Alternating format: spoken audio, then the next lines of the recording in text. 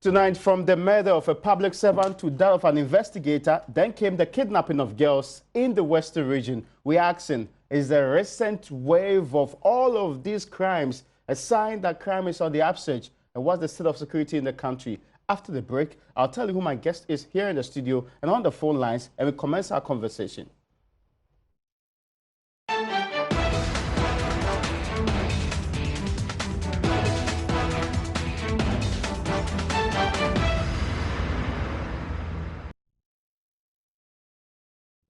You welcome back. As we speak, 3 girls in the western regional town of Takoradi still cannot be found after they were abducted, for lack of a better expression, kidnapped by a Nigerian who is currently in police custody, who the police say has not been very cooperative. Now, listen to the regional commander of police who's come under fire for doing very little to help improve the situation.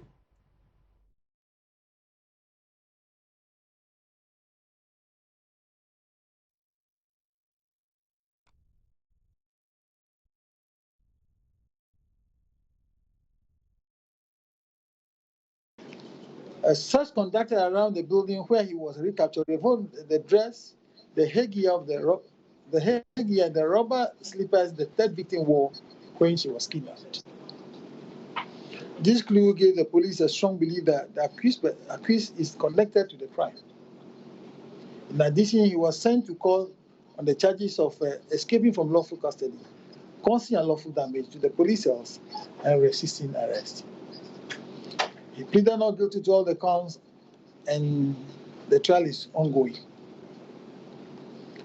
In all instances where the accused kidnapped the 3 victims, it was observed that he has struck an acquaintance with the victims for some time, because the call history shows that he was in constant communication with some of them, all of them, before the kidnapping would take place. He promised the accused contacted the victim several times through mobile phone communications. He promised the first and the second victim with jobs, while he promised the third victim with a mobile phone.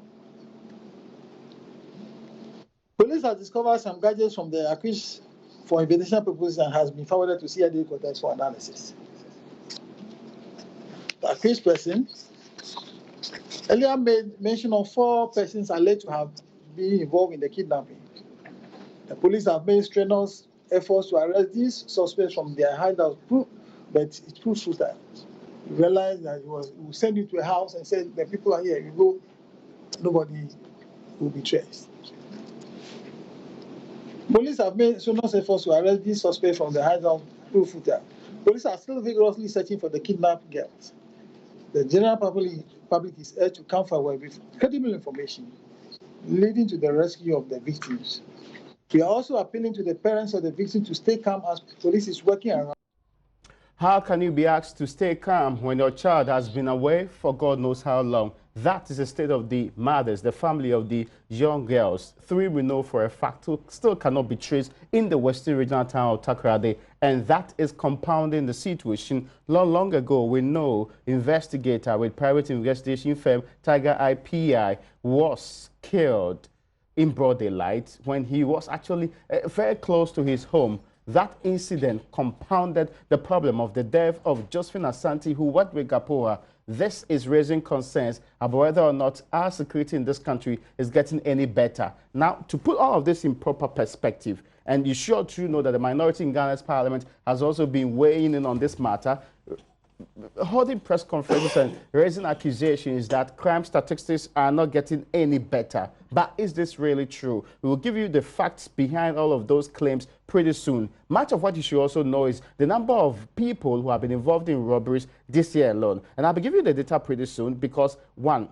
from the first week, that's the 1st to the 7th of January 2019, we had, according to the police, 18 reported robbery cases. Now, from the second week, we are looking at the 8th to the 14th of January 2019. We had 16 reported cases. This actually increased in the 3rd week to, from the 15th to just yesterday, 22nd of January, 21 reported incidents of robbery. So far, since this year began, in the first month alone, we've had 55 different reported cases of robberies, as you can see on your screen. Now, I'll blow this up into the larger picture for you to see. We'll compare 2015, 2016, 2017, and 2018 in Jiffy. You sure should know that from the year 2015 to 2016, 2017, I'll put up these figures on your screen for you to see how the situation is gone. Now, in 2015, you can see the monthly breakdowns there. We're talking about national robbery statistics. The total for the year 2015 was 1,371. For 2016, it was 1,397. For 2017, it was 1,772. Quite a jump, almost 400 or 300, yes, over 300 there. And if you look at 2018, there was another huge jump too, from almost 1,397 to 1,919. This is what is compounding the fear of many in this country, questioning whether or not we are safe and the security of this country is in the right direction. That's the conversation we'll be having pretty soon. Now, let me put that on hold and go back to the phone line and speak to security analyst Adam Bonner. Now, you first raised concerns about the conduct of the police in the Western region. Today, they held a press conference not to say that they've captured or rescued the girls, but say that they're still looking for these girls. Are you assured that the police in that region can do a good job on the matter? Well, thank you very much, and good evening to your cherished and listeners. Well, as far as I'm concerned, I am aware that this issue is bigger than the Western Regional Police Command, and I'm aware. I'm also duly informed that the police headquarters is deeply involved in, trying to rescue these girls. And as at last night or as at yesterday, crack detectives had been sent, I'm told, to the Western region, who were actually interrogating and reviewing, all manner of documents and ensuring that, if there were lapses here and there, they tried to, put the pieces together and see, what happened and what didn't they do right, to be able to connect the dots and see where possible these daughters of ours may be, held. And so, as far as I'm concerned, I still hold that belief that this issue is much, much, much, much bigger than the Western Regional Police Command. And so I am happy to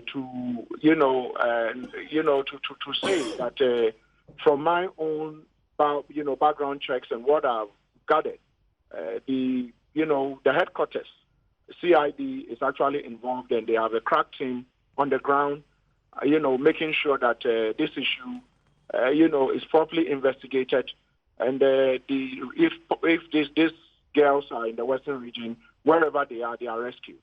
To those who say that this perhaps may be too little, too late, since in the kidnapping case of such sort, the lives of the girls may equally be at risk, mindful of what is done within the last few months that they have complained about this particular incident, do you think it might be too little, too late?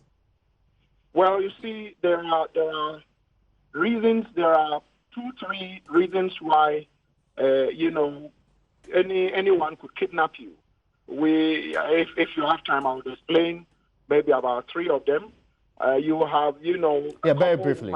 If you have a couple who might have a child together, and then probably they have issues at home, or they are no longer living together, and they are going their separate ways, and the children become an issue, for them to argue and probably dispute on. And so probably it ends up in court, and one of the parents is given custody of the children. The other one who lost custody ends up, kidnapping the children or kidnapping the child. That way, you realize that it's usually a friendly kidnap where that child would not be harmed. And usually, even though it's against the law, and you say, I am aware somebody has just gone to jail for about 4 years for kidnapping his own child. Oh, okay. And we have the other one, which has to do with, loan kidnappers. Loan kidnappers are those who would kidnap you, and usually they kidnap their victims, and, these are psychopaths. They kidnap you, cause a lot of bodily harm to you, and end up sometimes butchering you, and for no reason. And then you have the third group or category of kidnappers who see kidnapping as a business. They would usually kidnap you for ransom taking to make money, as you see on around the Delta region of Nigeria, around the Somali waters and all that. They could kidnap people and keep you for about a year whilst negotiations are still ongoing. I mean, there are incidents like that. And what we are talking about, I wouldn't want to say let's give up, because these people are, they are among the third category of kidnappers who their intention is not to cause harm. When I say harm, I mean bodily harm. Their intention, I think, purely has to do with business, where they are interested in getting their money, and once they get their money, you can give them a lot of money. Chances are that your relation or family member or whoever it is released. And so I want to believe that if a good job is done, these daughters of ours might be found, and even though psychologically they would be traumatized and would need a lot of counseling, they might still have a 60-70% chance of having them alive. My only problem has to do with in kidnappings like this, the first 72 hours is so important. And so to have waited for the issue to come to the public domain, and we're all talking about it after 5 months, for me, it's something that worries me, because then if anything would happen to any of them, then usually it could be sickness where the person, because of inadequate treatment, sending the person to a proper health facility, some of them might end up sometimes, getting damaged or passing on or dying. I don't want to sound, make it look terrible, but these are the realities. And so we need to be open-minded and put a lot of pressure and continue to discuss. As for the young man who is refusing to talk, yes, there is that International Convention Against Torture. But if you know, there are exceptions. If you know what happened in the famous Guantanamo Bay, they used other decent ways of extracting information from some of these people, these fighters who were, detained in Guantanamo Bay by the American Marines, and they had to talk. There is a reason why they were able to locate Osama bin Laden. And so, as for body torture, is against the international. It's not supposed to be done. But there are other decent ways of extracting information that is accepted, which I would not want to put out there in the air. I believe that the conversation, some of us are still having conversations with, the security, those who are in charge of our security, where we can all judge, so that this young man, he has to talk. I mean, there are ways and means to make him talk. He has to talk. Let me look at the wider situation in the Western region, because this is very critical. Now, there are some in that region that said that since they got oil in the Western region, the upsurge of crimes in the area has been unbearable. Some residents say that this is largely because of the influx of foreigners from other countries, even within the ECOWAS sub-region. Was this to be expected? And is this a natural consequence of something like an oil find?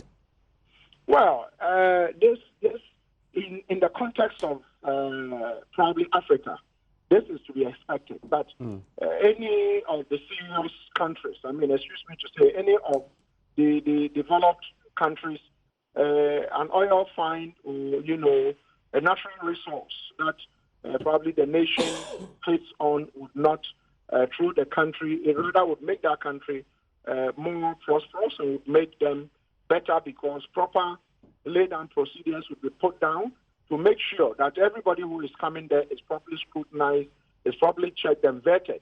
As we speak, do we know who we are renting our homes to? Do we have a policy that says that if foreigners who are coming to rent houses in Ghana, you need clearance from probably the immigration service before you rent a shop or you rent, your house or your facility to a foreigner? These are some of the mechanisms, the policies that have been put in place in other countries to ensure that, if you want to come and live with us, yes, we would welcome you, but we have to know who you are. What are you coming to do?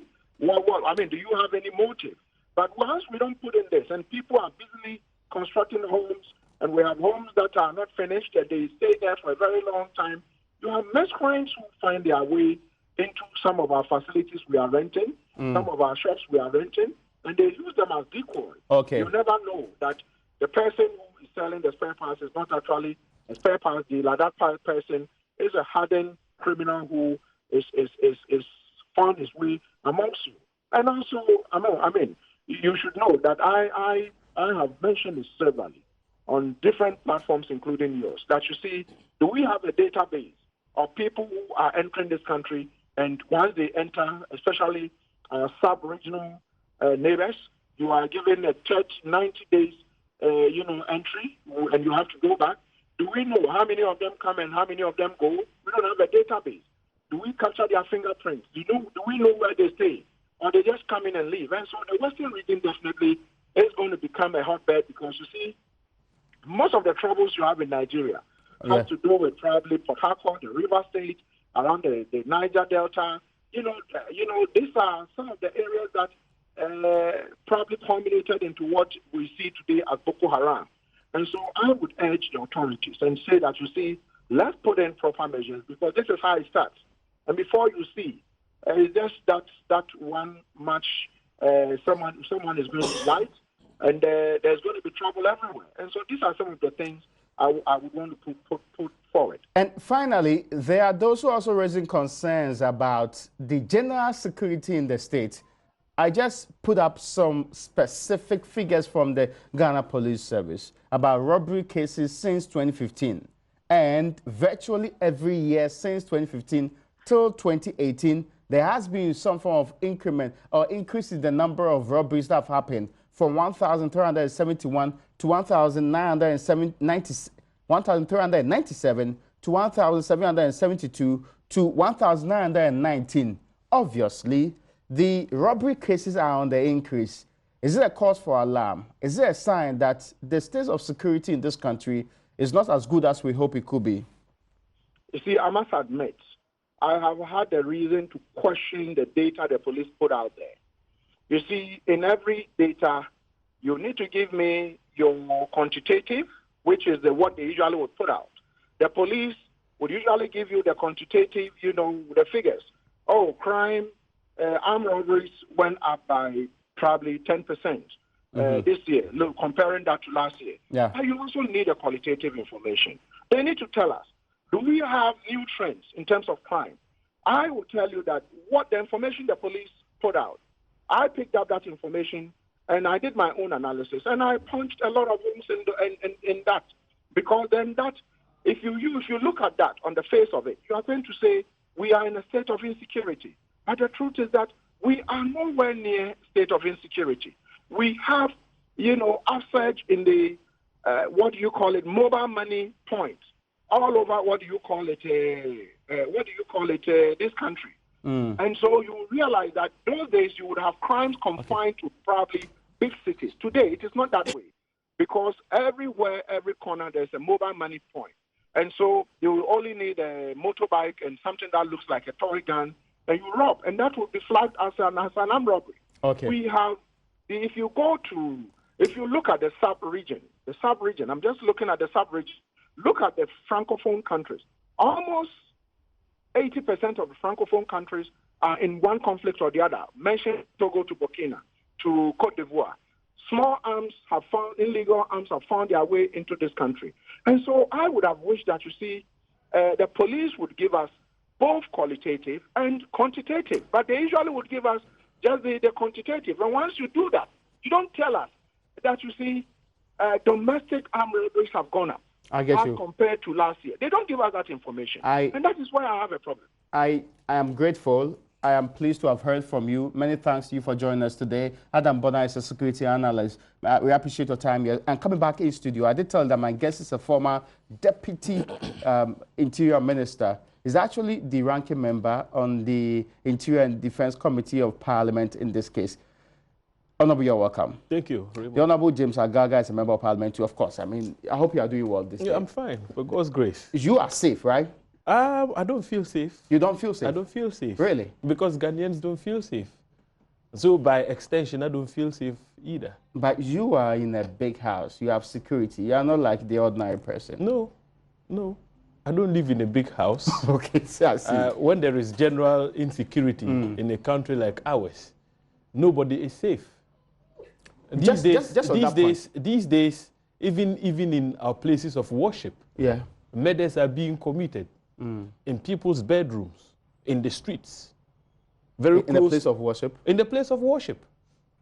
Which one is that? Oh, but in Tema, a pastor was knifed to the death. assemblies have got... Yes. But it's not, yes, see, it was in the building, but really, this was in office. I said in the place of worship. Yes, but the way you said it was as if he was in the throes of doing something like that. He was preparing to step into the auditorium and preach the sermon on a Sunday morning when his assassin accosted him in the office and knifed him to death. Yeah, but they have... So, I mean, we're in a state of insecurity. Look, the other day... He disagrees, actually. Adam Bonat disagrees. He says we cannot claim that we are in a state of insecurity. Why? Because to him, the figures may paint a picture that looks like that, but the reality is different. But you see, in this country, we have the opportunity to go to the polls and select our leaders every 4 years. Yeah. You understand? Now you displayed a moment ago crime statistics, and you saw the crime statistics starting from 2015 to 2016. Yeah. And yet, in the run-up to the 2016 elections, we're told that there was insecurity in this country. And so there was the need for Ghanaians to change the government so that a new government would assume the reins of power and work towards making Ghana a secure environment, a secure destination for people to go about their business safely. Who said that? President Akufo-Addo, then candidate Akufo-Addo, said that. When? On several platforms. Specifically one that I want to know. On several platforms. I can't recall, but you see, if you reference... You cannot make reference to what does not exist. Raymond, if you reference the NPP 2016 manifesto. Page, you want me to yes, I want the page. I'm checking right now. No, check the page on security. No, I just want No. I can't keep these things in my head. Making a claim. You have the you have the manifesto. On this show, we don't just make claims. Raymond, you have to substantiate your claim. Raymond, kindly go to the chapter on security, and it's very clear how we were told that this country was not safe, that there was some insecurity in our country, and that there was need for us to change the government so that this government would work towards creating a safe environment for people to go about their daily activities in with security, being provided by the state. That's true. But what has happened after 2017, you've seen a steep increase in crime rates. Yes, Adams talks about qualitative and quantitative. Yes. And that's what the police are used to doing, is to usually give us the quantitative and not the qualitative. But the truth of the matter is that... Do you dispute that claim? A robbery, one robbery incident. I mean, it's a robbery incident. Robbery is robbery. So when you're doing the analysis, I don't know how the police could have presented the statistics any better when they are talking about robbery. Because you are robbed once. Okay. The robbery can be fatal or not. But even where it is not fatal, you cannot run away from the fact that a robbery occurred. So robbery for me is robbery. So whether it is in the high streets, whether it is in our bedrooms, whether it is in our kitchens or not, it is robbery. And so the fundamental point is that if you consider the fact that in 2017 alone, if you compare the figures to 2016, when this government took over from the erstwhile NDC administration, robbery incidents shot up by 27%. 27%, that figure is staggering. It is staggering. And by every stretch of imagination, you begin to have a sense of insecurity if you have those figures. Okay. Rising by 25%. In 2018, you saw another steep increase the figures in 2018, when we displayed them, I think we recorded 1,919. Yes, 919, So yeah. the figure almost doubled from what it used to be in the year 2016. Because in the year 2016, the figure was 1,371. Yeah. Now we're talking about a figure that is close to 2,000. That is almost double the figures we had in the year 2016. I like the way you use almost. I mean, this doesn't look like anywhere near almost double. Oh, but Raymond, why? 1,371. Double of that, and 1,600. But we're talking about 1,919. Yes. I said almost double. How can you even say that? Almost double. 600 difference cannot be almost double. Almost let's double. continue. Let's continue. I get your point. But you made a point. So where the figures have almost doubled, why shouldn't we talk about insecurity in our country? Look, in 2018, look at the brazen acts of robbery that we recorded. In the street, somebody goes to the bank to withdraw money. He's accosted and shot dead in the middle of the street in a traffic jam. They are able to bolt to safety.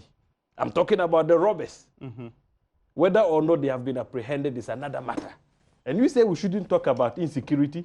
I'm saying Ghana is in a state of insecurity.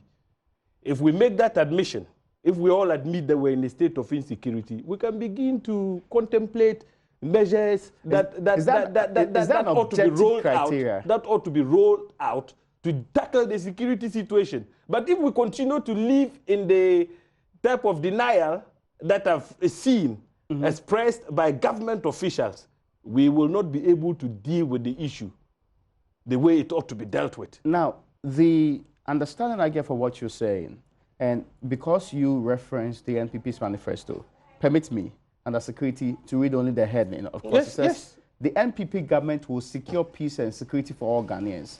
Under the NPP government, Ghanaians will feel safe on the streets and in their homes. Ghanaians will go about their daily business in the secure knowledge that their persons, properties, and lives are safe under the NPP government.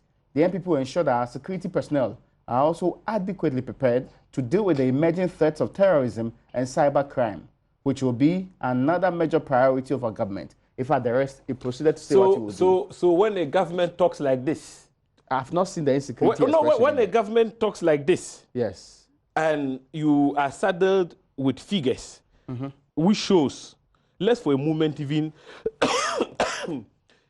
make do with the 2015-2016 figures. Yes. Between 2015 and 2016, there was a marginal increase. There was an increase. Robberies. Marginal. But in your press conference, you never referenced that there was an increase. Marginal, 28%, that is less than 1%. That is marginal, it is negligible. If you compare that to the 27% increase between 2016 figures and 2017, you would understand that we managed the security of our country better than it is being managed now. And so I have every reason to talk about the state of insecurity that we find ourselves in. But would you not to call upon the would government. you not be more appropriate and objective on your side to say that in the last 4 years, there has been increases in the robbery rate in the country? Why would that have come differently? Why? What would have happened to when your figures claim? are negligible, they are so marginal. Really? You have less than 1% increase. I heard you. Hardly talk about those. I heard you. You hardly talk about those. I heard you say that even a single robbery case is problematic. Absolutely. Because people might suffer out of this. Yes. In fact, it might result in death for people. Absolutely. So what you may consider to be marginal is an increase from 71 to 97. And this is over 20 different robberies in the country. 28. Yes. There's a difference. Yeah, that's what I'm trying to say. Yes. But I'm saying that that figure, comparatively speaking, is negligible. Because there's 400 it doesn't over sound on the other side. Those figures don't sound like the situation whereby you have 27%, increase. The difference is steep. I've heard you. Yes, the difference is steep. Now, I say this against the backdrop of the promise that was made. Yeah. That promise that you just read from the NPP 2016 manifesto, by necessary implication, meant that this country was not safe. And that is why they put out this promise to woo Ghanaians to vote for them. Now they have been voted for. One would expect that their management of the security situation in this country should result in a decline or a decrease in the crime rates. But here... And this is you expected it immediately? Here, after 2 years, after 2 years... Within the first 2 years? For heaven's sake. For heaven's sake. What are we waiting for? So assuming the... Let me give you an example. Yes. Look, listen. Between the years 2010 and 2013, the NDC administration increased the police population alone from 23,000 to 32,000. From 23,000... That's 3 years. Yes. To 32,000. That was a milestone. And so the rise in numbers... 9,000 more people. Absolutely. The rise in numbers afforded the police the opportunity to roll out the visibility and accessibility concept. And the rollout of that concept made it possible for the police to work to reduce the crime rates. And here I'm not talking about robbery alone. I will talk about the major crimes, namely robbery, murder, defilement, and rape. If you take the average of the major incidents of crime in this country after the rollout of the accessibility and visibility concept, we recorded for 2 years, that is between 2013, 2014, a reduction in those major incidents, crime incidents, by 15%. By 15%. 1.5. Absolutely. I see. Absolutely.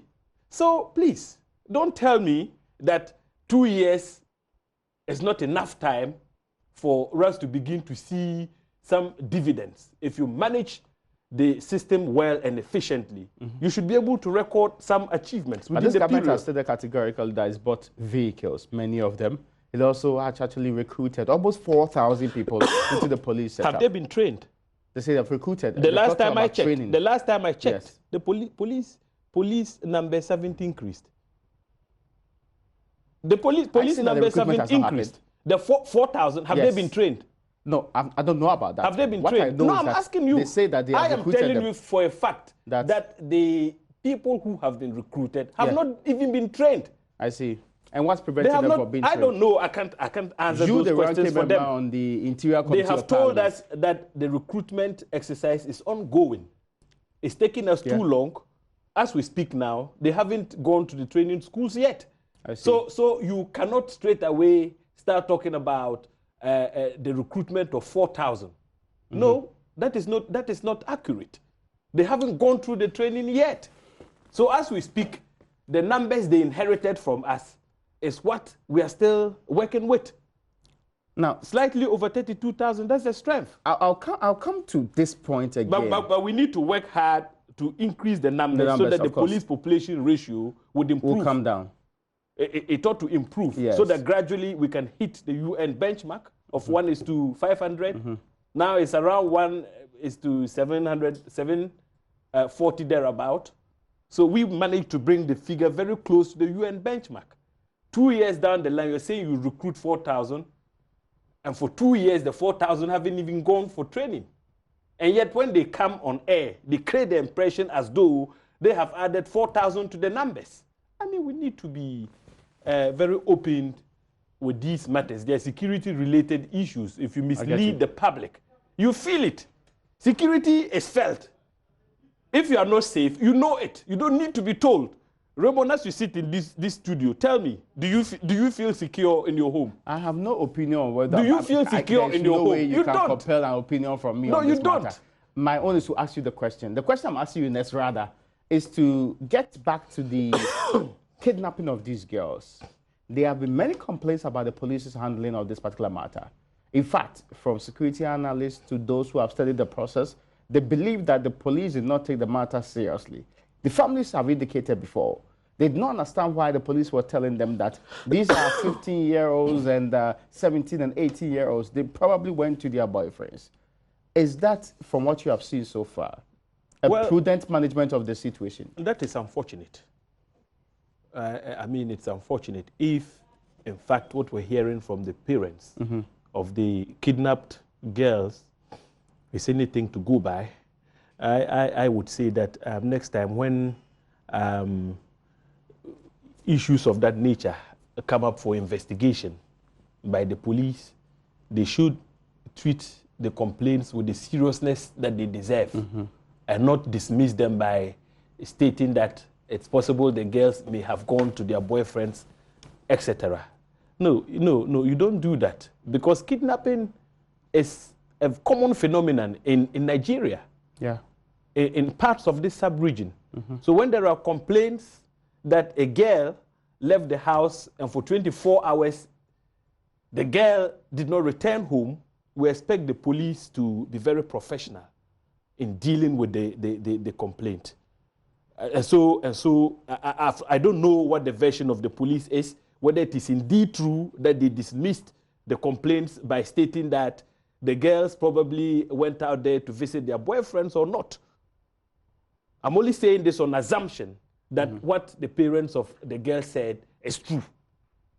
If that is the case, then we would say that no, the police must up their game. It's not surprising to you that it's more than months, actually, 2, 3. In fact, the first girl that we know was actually abducted was that's in August.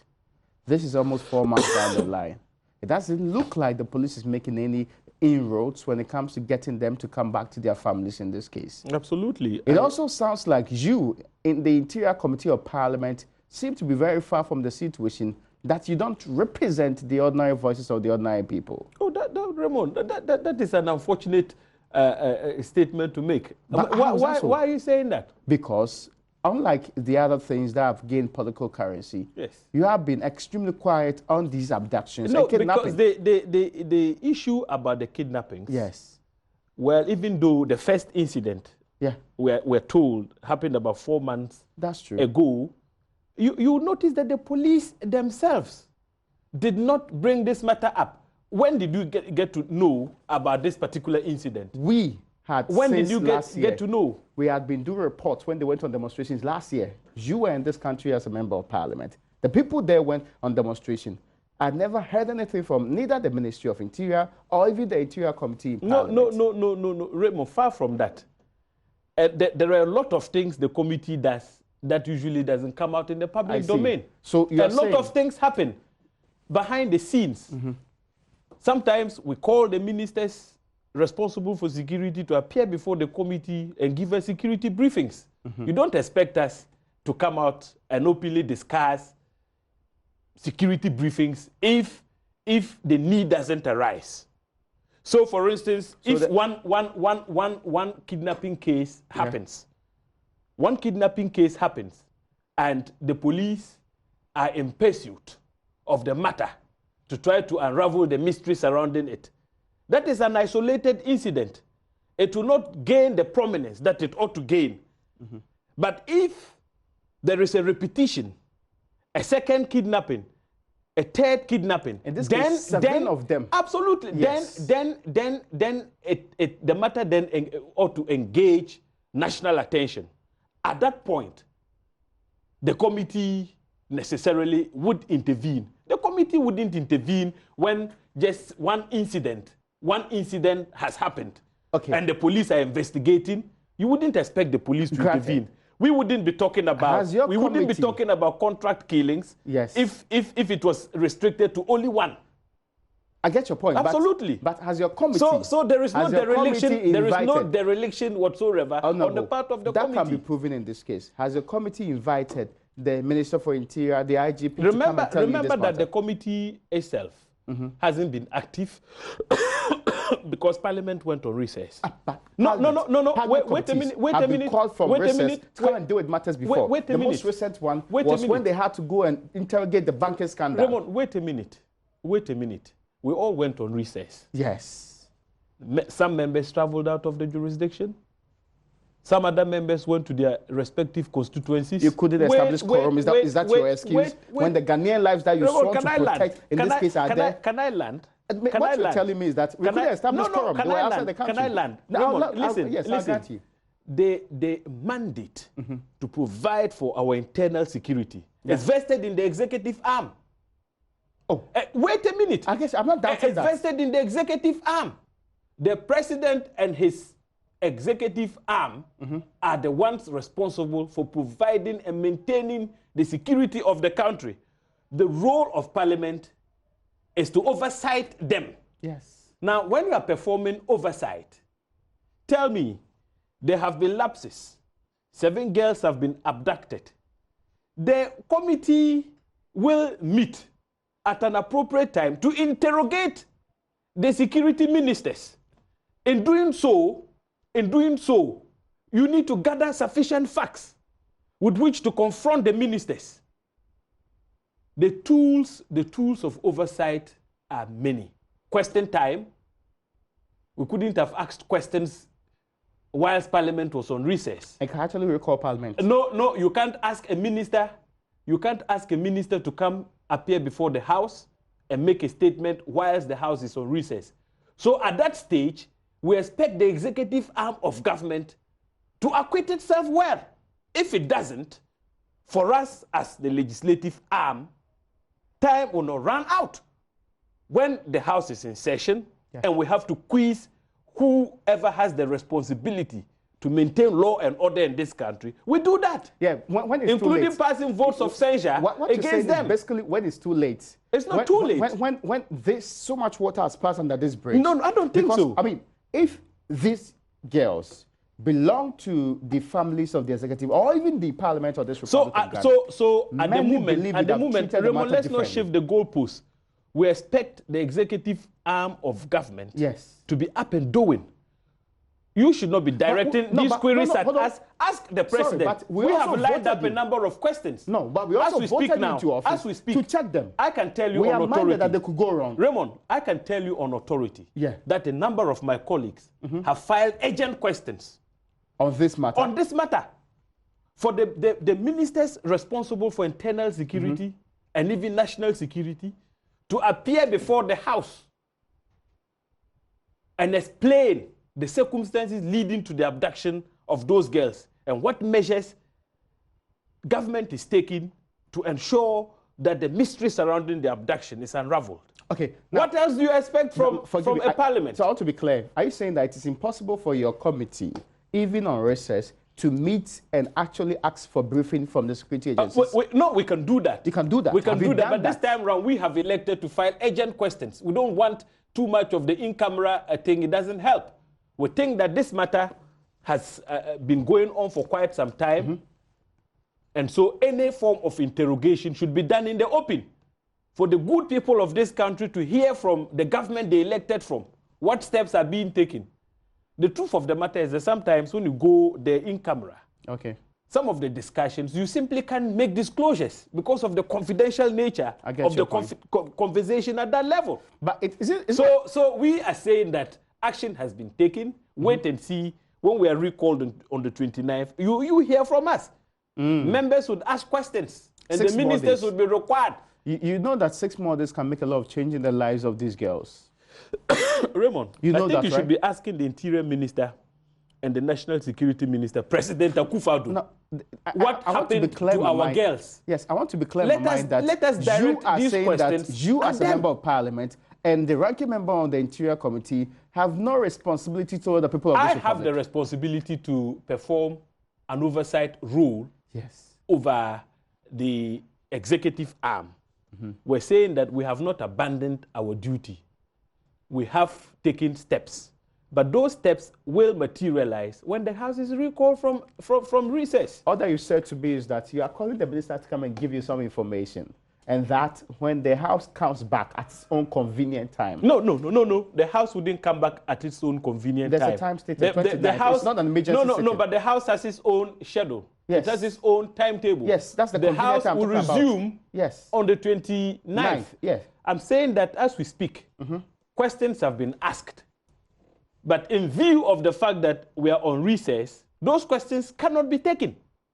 The questions would only be taken when we are in session. Have you heard some of the women say that this is only happening because they are poor people's children? And that, including you in the parliament, do not really care about the situation because they don't belong to the elite grouping that you belong to. Have you heard that before? No, we care. We care about the people of this country. In fact, I am a social democrat. And so I represent the interest of the downtrodden. And so far from the assertion that we don't represent the interest of, we represent really the interest of the elite. No, I don't represent the interest of any elite. But I'm saying that a certain category of people actually have the responsibility to provide for the security of this country. Now, it appears they are failing. It appears? Yes, they are failing. But there is yet another organ of government, namely the legislative arm, which has a certain mandate to oversight the executive arm of government. So it's not our responsibility to, for instance, appoint the IGP, the line ministers, etc. But when we notice that they are beginning to fail, we have a duty to call them to order. I'm saying that the tools that are at our disposal include question time. Okay. We have exploited that opportunity. But the only reason why you haven't heard us question ministers is because we are on recess. I've made a fundamental point that you ought to take into consideration. Fact that most of the briefings that the committee can actually call for are done in camera. And so even if we had called for those category of briefings, Raymond, trust me, I wouldn't be able to sit here and make disclosures. But during question time, they are going to be questioned at the plenary for everybody to hear what steps are being put in place to deal with the security situation we have, which is it has degenerated. You see, we expected that any responsible government would have made a statement, issued a statement. The president ought to have spoken to the good people of this country. That hasn't been done. About the abductions? Absolutely, and the general security situation in the country. When you did a press conference on the... And the general security situation in the country. On the security situation and the Swale case, were you aware of these abductions? Yes. You are aware? Yes. Did it feature in your press conference? The press conference... I'm asking a simple question. No. And listen. I want a yes or no. Listen. Did it feature in your press you won't get a yes or no. No. You won't get your statement. You will not get a yes or no answer from me. You know it didn't feature. You can't get a yes or no answer from me because it didn't feature. No. Because it's not priority. No. It's not political fodder. No. Far from that. I mean, Raymond, if you talk about political fodder, yes. Why? You chose death over why? Sorry, you chose death over abduction because the death was related to a member of parliament. No. Who was on the opposite side. No. And that was more important to you than look at that press girls conference. Who had no political mileage. At that press conference, yes, we spoke about the murder of Miss Asante. Yes, we spoke about the murder of the Mankralo of Pram. Yeah, we've heard We spoke about the murder of the Ghana Water Company deputy manager. Yes. In all of this, you never connected any MP. Let's move on. No, we never connected any MP. Yes, because so it would be unfortunate to suggest that, I'm saying that in the particular case of Ahmed Swale, we fingered a member of parliament didn't you so? merely because it belonged to the MPP. Was that the case? Look, the MPP has about over 140 members. Yes, I agree with you. Why didn't we finger any of them rather than the Honorable Kennedy Ajapong? It is because of his complicity in the case of the murder of Ahmed Swale. Was it wrong that you didn't... What has that got to do with politics? Oh, anyway, really? The political dimension for me was the fact that government lacked the courage to take on Honorable Kennedy Ajapong. That was the political dimension, if you ask me. Government said you were politicizing a purely crime matter. I mean, how? And because you had instigated and created the impression that the member of parliament was complicit some way, somehow, and that, mindful of the fact that the police knew their job and they were minded of the people to pick, you insisted that the man should be interrogated. Look, after the Honorable Kennedy Ajapong issued his threats, splashed the images of Ahmed Swale on his TV network, one would have expected that any responsible security network ought to have automatically provided the young man with security. Did they do that? I don't know. Did they do that? I don't know. Now, we demonstrated in that press conference that Kennedy Ajapong's action of inciting the public to cause harm to the person of Ahmed Swale in itself passed for the offense of abetment. Was he arrested? He made those reckless comments some 7 months back Was he arrested? We sat back, waited for the assassins to strike before everybody now started talking. There was some dereliction of responsibility on the part of government and the security apparatus. You seem to have concluded they are assassins, right? So when you are saddled with a matter like this, you expect the minority to shut up because the person at the center of the issue is a political figure, he's a man of stature, he has status in society. Look, in this country, nobody is above the laws. I agree. And that is what we sought to remind the government about. And it would have been more prudent if you had added that Ghanaian young girls who have no political mileage, who equally have no power. We didn't want the issue of abductions to be drowned. Because if you look at the... Oh, really? Yes. And so as we speak, we could hold another press conference tomorrow. Why do you want to preempt our actions? Could hold? Yes. You have no plans of doing so? No. I'm using my words advisedly. Yes. Because I don't want you. I don't want you. Insecurity in the country. Raymond, I don't want you to preempt. I don't want you to preempt our actions. But take it from me. Yes. We didn't want the case of the abductions to be drowned by the recently recorded contract killings. We leave that for another day. You call them contract killings? Contract killings, absolutely. Because you seem to have more information than the police, because the police has never concluded as contract killings. You need to do the crime analysis. I see. You don't need to be a police officer to do those crime analysis. And this information you made available to the police. About what? Your crime analysis, you made available to the police. But I spoke to the world the other day when we held a press conference that a noticeable trend about the killings recorded in recent times is that the assassins don't usually make away with any property belonging to their victims. And so they are out there to kill, to snuff out the lives of their victims. And this conclusion, where did you get it from?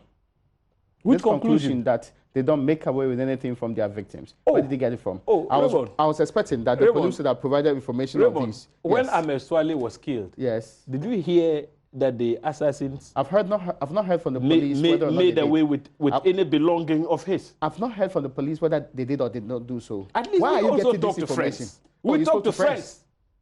I have family in Medina. We talk to friends. And that was the basis for making this claim? Absolutely. Why and why not? What's wrong with that? What's wrong with that?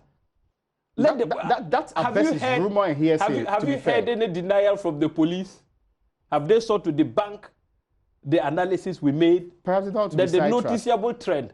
But they were quick to respond to our calls for the arrest of Kennedy Agyapong. They came out quickly and said they had interrogated him. Yes. In questionable circumstances. How was he interrogated? What's the questionable circumstances in this case? How was he interrogated? Because they went to him. At the point of departure, but at the point of his departure, from this country to Dubai, the man was on air, daring the security agencies to arrest him if they thought he had done something untoward. So how do you reconcile the man's own statement just before he left this country and what we are now being told? Did they extract statements from him?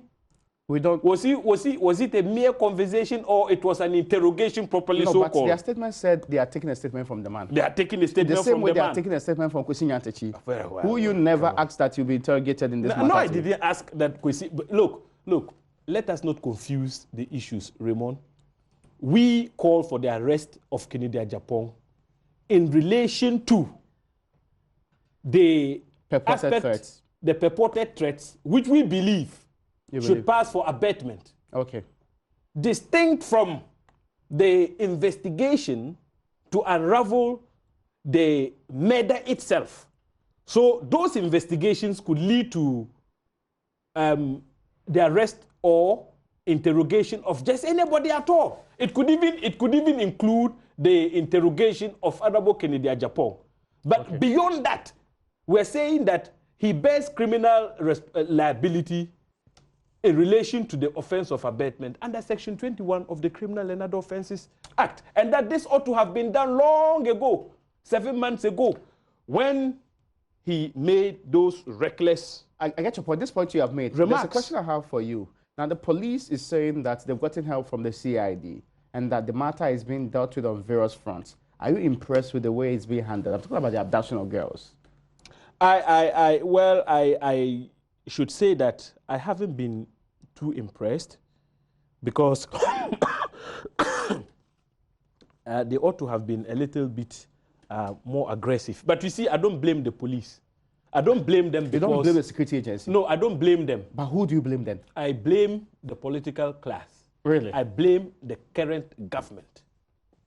The police is part of the government? Yes, because they ought to have helped the police to develop certain capacities to deal with certain category of crimes. You know, we are now... Were these capacities built in 2015? We are now... Were they done in 2014? Oh, yes. When? In fact, certain measures were taken which ended up being thwarted by the then opposition, now in government. I'll give you an example. Opposition thwarted measures? Yes, I'll give you an example. When they were in opposition? Yes. And today, their conduct at that time, misconduct, is now haunting us, all of us. So they are the result of what's happening? Yes. That's how you blame them for it? When they were in position? Because they failed. And because as opposition, they influenced government? Yes. Beyond, how is that possible? I'll give you an example. You see, I heard many experts talk about the need for police to have communication, state-of-the-art communication equipment, etc. But you know, these days, criminals are very advanced. They use sophisticated communication gadgets and systems to outwit security, agents. Yeah. That was precisely why, in the year 2016, we, knowing that there was need for us to develop a certain interception of communication capacity for the security agencies, introduced you're laughing. Continue. You're laughing, Raymond. I find it strange. We introduced the interception of telecommunication and postal packets bill. The spy bill. Good. You call it spy bill? So because you call it spy bill. I also oppose the spy bill. If that bill were in place as a law today, you know, we would have developed the capacity to lawfully intercept communication of criminals. But at that time, you know what? Then candidate Akufo-Addo held a press conference and damned the bill. He said it was a spy bill. Today, I know they themselves have now realized that there is urgent need for us to have the interception capability. But where is it? This was a bill which sought to harmonize the scattered legislations on interception to afford the police in the foot. Absolutely, to afford the police the opportunity to be more proactive when it comes to preventive policing. Honorable, my time is up. Forgive me, but that's where we end today's edition of UPfront. My name is Raymond Daakwa.